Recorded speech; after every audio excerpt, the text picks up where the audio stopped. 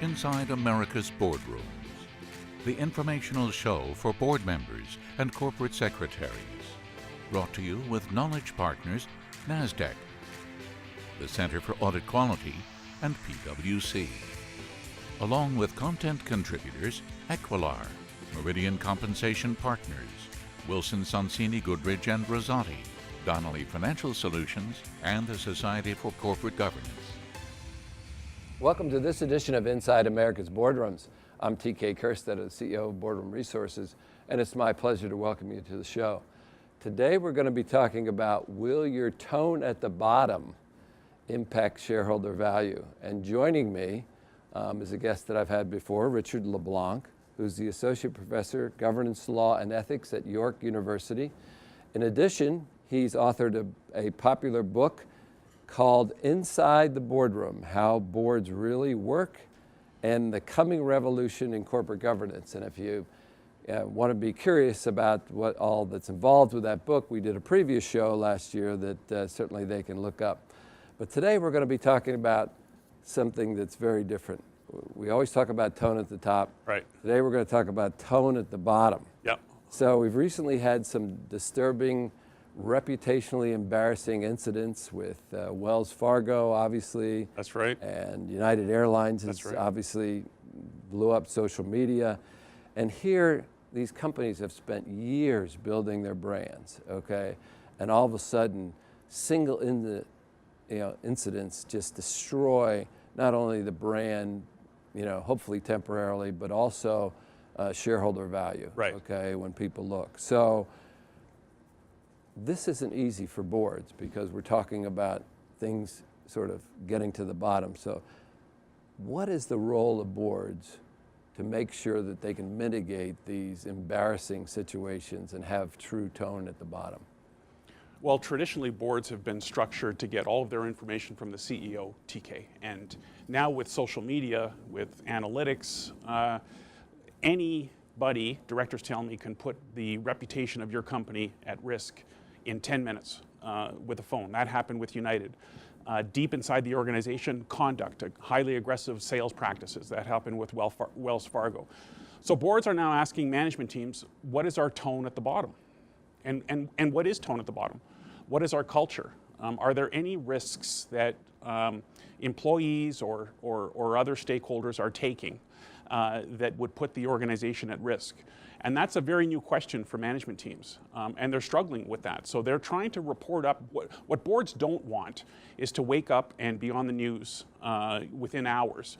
So they want no surprises, and they want to make sure that the tone that they set, or they don't set, permeates through the entire organization, and it also flows up so that boards can oversee reputation risk, conduct risk, tone at the bottom, appropriately, unfiltered by management. So we're just beginning to talk about tone at the bottom and the role that boards play. So this is very new for many boards. So what's so ironic about this is for years we have talked about tone at the top and the importance, but tone at the top, even if somebody does a good job, if it's not permeating down to the bottom in the sense of how decision making is made, then maybe we should be stressing tone through the organization rather than top and bottom. But let's talk about that. And let's talk about core values. How do the great companies make sure that there is this flow down and flow up? They recruit individuals, employees, and they almost indoctrinate them. Do you think, for example, at Southwest Airlines, someone would have been dragged off in this fashion? I doubt it, because it's just not it's not something that Southwest Airlines would do. So the best companies, the best boards, emphasize training. They emphasize education. They have a great whistleblowing procedure, so that if someone has a complaint about culture, it can flow directly into the audit committee in an anonymous, protected way. They've got employee surveys. They tie ethics and customer satisfaction and employee satisfaction to executive pay. That's really important. It came out, the United Airlines CEO said, from now on, my pay will be tied to customer satisfaction. people behave the way they're paid. So good pay committees now are starting to tie non-financial metrics, integrity, diversity, ESG, conduct to executive pay. So these are some good practices that really great boards do. They don't want surprises. They want whistleblowing to flow up. They want executive pay to flow down. They want employees properly trained, properly recruited, the values of the organization to be emphasized. These are what very good boards are doing. So it's not the case that a board can't affect tone at the bottom. It absolutely can. Well, you know what? Investors for the longest time did not want any discretion in pay, okay? And I was always a fan of having discretion for this very reason. How are you ever going to put numbers on culture or core values Yes. or whatever? So what you're espousing is the perfect example of why discretion needs to be part of the executive pay package, and corporate compensation committees have that as a tool. Absolutely. 75% of the value of an organization now is non-financial. In the United Kingdom, they want to tie pay to the entire business model of the company, 75% of which is non-financial. So if your pay is tied to short-term financial metrics, you're going to get what you pay for. The business model needs to be broadened, risks need to be talked about, strategic planning, pay, etc. This is coming in the next 3 to 5 years. So while we have you, we both know that there are so many incidents that could morph themselves into a crisis. Right. Okay. So as a board, you know that you may suffer that even though you've done all the right things.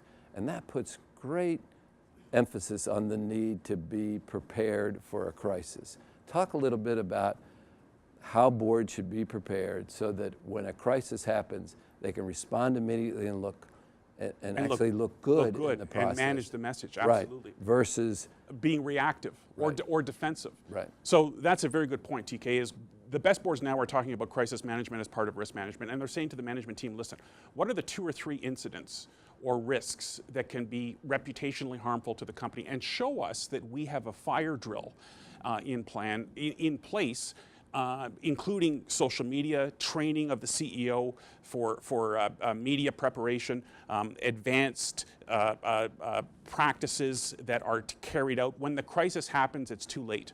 So boards want to see that management has thought about this. They've got messages. Even great boards now are hiring mock social media teams to attack the company in a mock exercise to determine if we had these scenarios, how would we respond? Because once it happens, it's too late. So crisis management now is being asked, and this is a teachable moment, what happened with United Airlines. So boards should be asking management teams, can our reputation be impacted by something we do? And what would our response plan be for this? I see United as being analogous to BP. Right? Can this happen to us? And show us if it did happen, how would we react? And ideally, it can't happen to us. So crisis management, because of social media, it's causing a focus to react very quickly. And because the reaction time is so low, the preparation time in advance has to have occurred. And this is true. We're only talking in the crisis management about one little piece, sort of the social media piece. It can happen with cyber. Terrorism, terrorism, active shooter in the workplace. These are, absolutely. There's acts no shortage. Acts of nature. Acts of nature. There's no shortage of potential. So what you don't want is management chasing a crisis. You want a thoughtful approach. What are the top 2 or 3 crises that we could encounter, and show us that we have a plan. But there's certainly no shortage. So our words for the day is tone at the bottom. Tone at the bottom, culture and conduct, and the role that the board plays. Richard, thank you for My pleasure. joining us. It's always a pleasure. And that will conclude this episode of Inside America's Boardrooms. We hope you enjoyed the show. We'll be back again next week when we take a look at another critical topic that'll help you be a better board member or committee member. So we'll see you then. Join us again next week for Inside America's Boardrooms. Brought to you with Knowledge Partners, NASDAQ, the Center for Audit Quality, and PwC. Along with content contributors Equilar, Meridian Compensation Partners, Wilson Sonsini Goodrich and Rosati, Donnelly Financial Solutions, and the Society for Corporate Governance.